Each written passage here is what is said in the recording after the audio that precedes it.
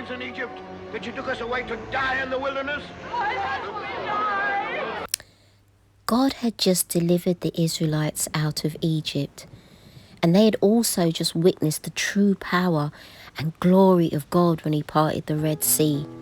And I can only imagine how awesome that must have been. But only after 3 days in the desert, they were already complaining. And a month later, when they had reached a point in their complaining, they were actually wishing that they had died back in Egypt. Exodus chapter 16 verse 3 from the New Living Translation says this: "If only the Lord had killed us back in Egypt," they moaned. "There we sat around pots filled with meat and ate all the bread we wanted. But now you've brought us into this wilderness to starve us all to death." Now, they may have had food and water in Egypt, but they'd somehow forgotten about the slavery and the physical brutality that they had endured there, and God had miraculously rescued them from over 400 years of slavery and cruelty, and yet they still doubted that he could meet even their most basic of needs. Where was their faith? Where was their faith? Sometimes we need to challenge ourselves to pay attention to maybe our own habit of complaining. It's so easy to do, and it's so easy to justify our complaining until certain things happen in our life. But the thing is, when we choose to complain, we take our focus off God and his goodness. Complaining causes us to focus on our problems rather than the answer. The Israelites were complaining in the desert because they had simply forgotten all that God had done for them. And in every circumstance leading up until this point, God had provided for them. But they were so focused on how they felt. They were feeling tired, they were feeling hungry, and, they were looking at their feelings rather than looking at where they were at. And sometimes, we can't accomplish much when we are unhappy with life. And if we were up to the enemy, we would live in a constant state of misery and discontent. And to be honest with you, it cripples us from doing the things that God has called us to do. And complaining about our circumstances will not change them. And I want to challenge you. If you can think of a time when complaining accomplished anything, probably not. And all complaining ever does is make you even more upset. You become more angrier, you complain, and you begin to feel entitled and somehow even bitter. Circumstances are changed when we change our mindset, when we change our attitudes and take action.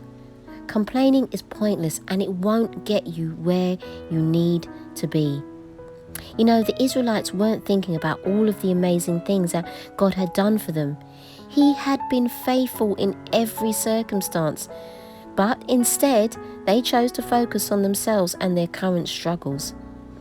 And so I'd like to say that, with that being said, what we can learn from this is that we need to stay focused on Christ. We need to remember his faithfulness in the past of what he's done for us. And we need to learn to have a thankful heart in all circumstances. The more we thank God for all of our blessings in life, the more we recognize his presence in our lives. He is so incredibly faithful. 1 Thessalonians chapter 5 says, "Give thanks in all circumstances, for this is the will of God in Christ Jesus for you." Psalm 136 verse 1 says, "Give thanks to the Lord, for he is good. His love is eternal." You see, we have to have a thankful mindset. It doesn't matter what situation we are in now. We need to have an attitude of gratitude. We need to be thanking God for all that he does. We need to thank God for everything that he is continuing to do in our lives and all that he is about to do in our lives. You know, the mistake that the Israelites made was in being ungrateful. The mistake that the Israelites made was in having their Egypt mentality. You know, the Lord is not slow in keeping his promise. 2 Peter chapter 3. The Lord isn't slow in keeping his promises. And so we need to be patient.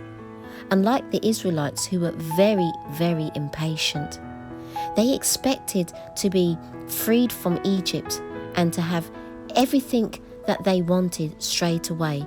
They were not prepared to go through a season of going through the wilderness to get to the promised land, to get to what God had promised them. And I want to say to you that if this is you, take a moment and reflect on your mindset. Do you have the Egypt mentality? So I pray that this video blesses you, and I pray that this video encourages you. And remember, Jesus is the light of this world. God bless you.